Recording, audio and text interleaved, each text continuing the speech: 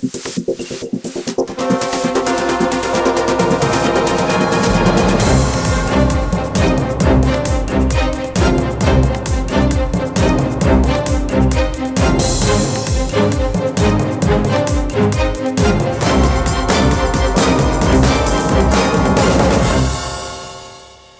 again, everybody, and welcome to another edition of RV Business Capital Talk, sponsored by Dicor Corporation. With me, as always, Sherman Goldenberg, and joining us today is Toby O'Rourke, President and CEO of Kampgrounds of America, KOA. Toby, thank you for joining us. Hi, guys. Nice to see you. Thanks for having me. Like I was telling you just a bit ago, I love that you are able to do this interview from one of your campgrounds behind you.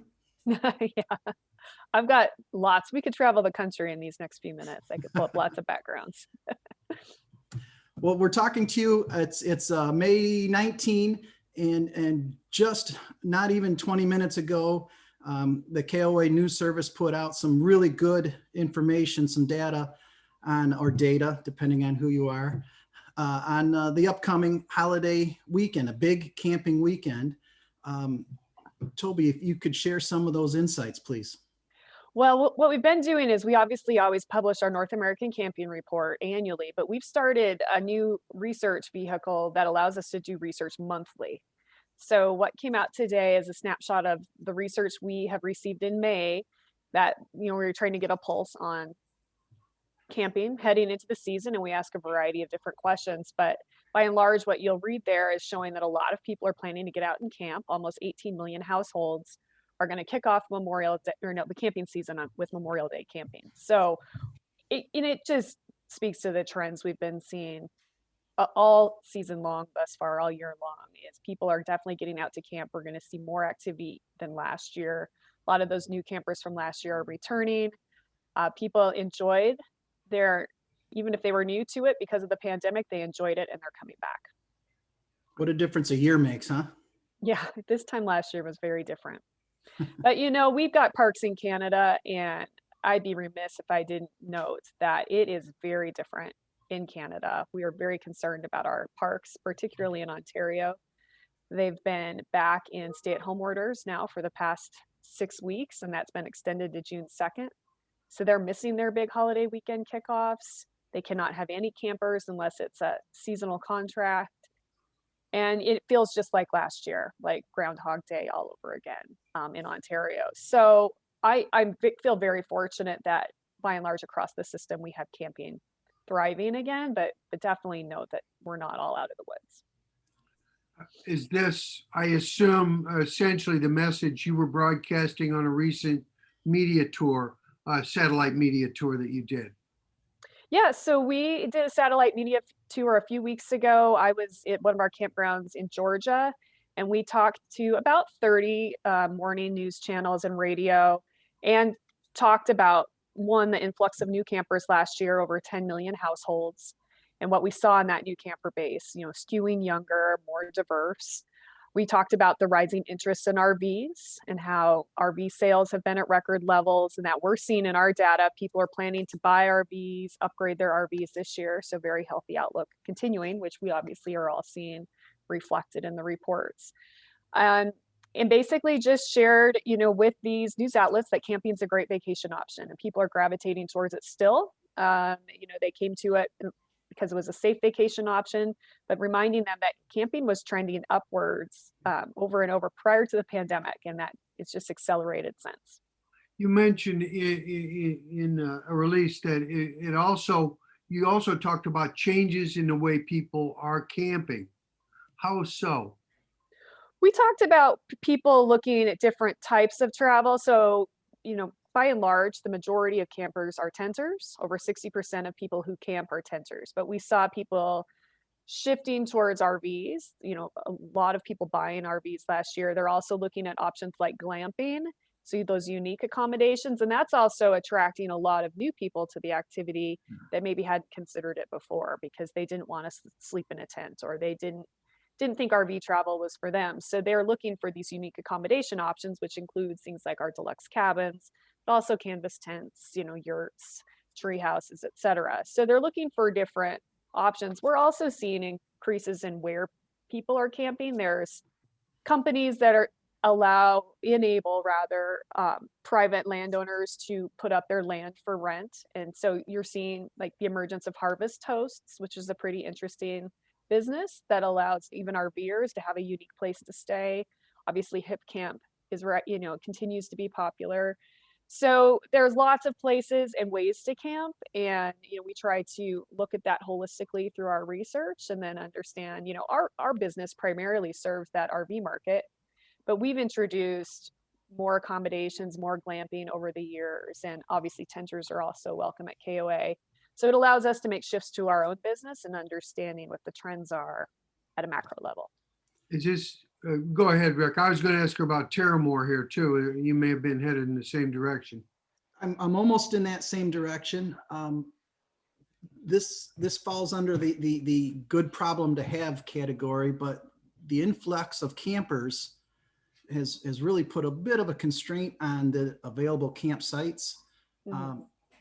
But correct me if I'm wrong, KOA is right in the middle of its largest growth period in at least a decade.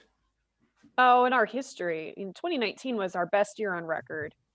And we were just a point and a half below that last year, even with the pandemic. So we will definitely be exceeding our record levels this year. We are growing, you're right. So we've got, more franchises coming in. We're buying parks ourselves. We're seeing people building parks. So kind of getting to your questions on capacity, that's happening in our system, and it's happening everywhere outside of our system as well. As there's a lot of investment coming into camping, a lot of private equity money, a lot of, the REITs are playing heavier in this space. A lot of just people looking for a profitable way to invest their money. We get calls all the time from people that say, hey, I've raised X millions of dollars. I'm looking to invest that in camping. Where do I start? They may not know anything about the space, but they want to buy campgrounds because they know it produces good returns. So people are buying campgrounds, and then a lot of these newcomers are building. And so that's very positive, gives us more campsites, obviously can try to meet demand in healthier ways, but it's good for business, and definitely people are out there camping. Excuse me. Bless you. All right. A high point in the company's 60-year history. It will be this year for sure, unless some unforeseen event comes. But we're tracking 30% right now ahead of 2019, and those numbers are just hard to fathom, frankly. We were measuring against, we always measure against previous year, but it just doesn't make sense to do that right now because last year was so different at this time. So we're just backtracking it to 2019, and the numbers, like I said, 30% up is mind-boggling. We expect that to continue. Now we're looking at the fall pretty closely because the fall was really busy. Schools were not in session everywhere. People were traveling, working from anywhere, schooling from anywhere. And our business from Labor Day to the first of the year was up 25% over the previous year, over 2019. So it's going to be interesting to see if we maintain that pace of how far we exceed 2019 in the fall, since fall was so dramatically up last year already. But I still anticipate we're going to be, well ahead of our record numbers, but just keeping an eye on it. I am infatuated with the Terramore story, a new kind of park that you opened in 2020. We opened it last August. Yes, I'll take us there. I'll flip my background to Terramore. How's that? Wow. That's our lodge in Terramore, our main building. You're right. We opened last August. We were supposed to open in June, had delays due to the pandemic. And we just opened again for season this past weekend for the 2021 season. This was it was a KOA campground that we owned, corporate owned. We decided to transition it to this new concept. We branded it Terramore. We're going after a hotel guest in this market, people who may come to the Bar Harbor area and they stay in a boutique hotel, a resort downtown, and we've got 60 canvas tents, and these are well appointed, beautiful finishes, nice bathrooms. Some have outdoor showers, very high end bedding. And then our lodge, which is behind me in this picture here, has a restaurant, a bar, gear lending if you want to get out and hike and explore Acadia, uh, a little store, a little bit of retail, but group fire experiences, a pool, Hmm. places to gather, but then that at your site experience as well, which we know from being in the campground business is very important.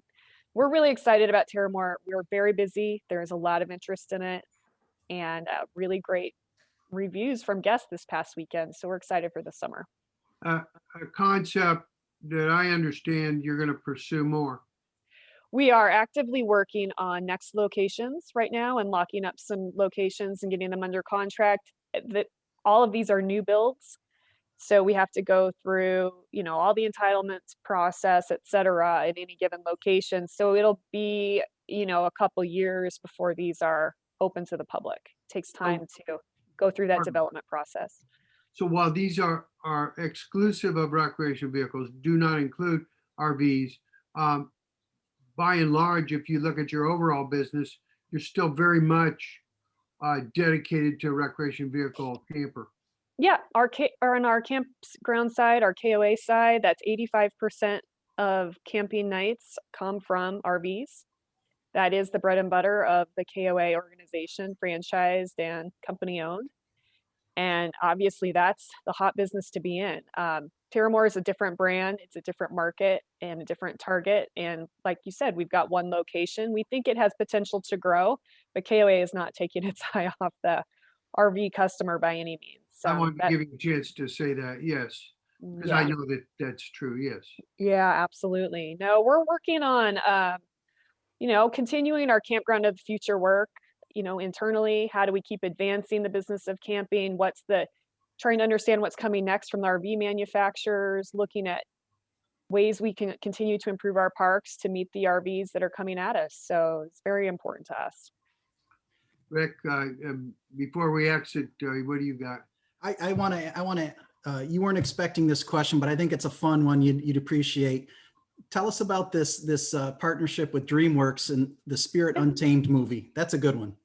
Yeah, we're excited about that. The Spirit franchise is a great story, resonates well with families across America. It has it's a moving story, very popular. And as we look to broaden our reach to families and increase our awareness among people who may not camp, it makes sense to align with Spirit. It's also a really great story, and it brings in a lot of diversity and inclusion discussions, which we're passionate about.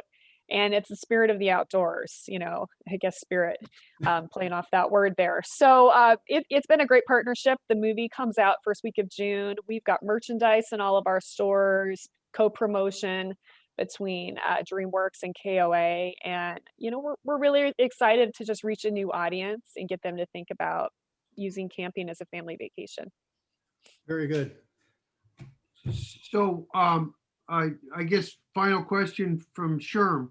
How is it that the company has managed to continue to exist without Mike Gast? Dale, Mike Gast being your former marketing guy who's living in Hawaii. I've had some contact with him out there. Yes. Yeah. So Mike was our head of PR for many years. Yeah. Today is his birthday, actually. So if he's watching, which he still keeps up. So I guess what I would say is Mike is never very far away, honestly. He may not be on payroll anymore, but he's very much a part of our lives in a very positive way. I talk to Mike, every so often. He's actually does some freelance work for us. He's involved in the publishing of our directory, for example.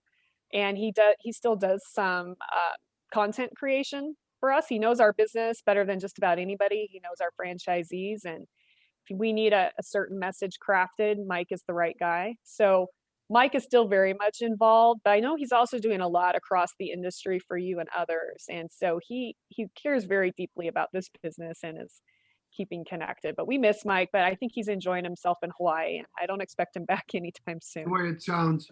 Yeah, and he's a heck of a guy. He is. So thank you. Thank you. Yeah, very much. And we look to be in touch with you soon and to see you down the road at the RV Industry Power Breakfast. I'm looking forward to it. It'll be nice to be back in person, seeing Thank you. everybody. Thanks, Toby. Take care. Thanks. Have a great summer. Same to you. Bye-bye.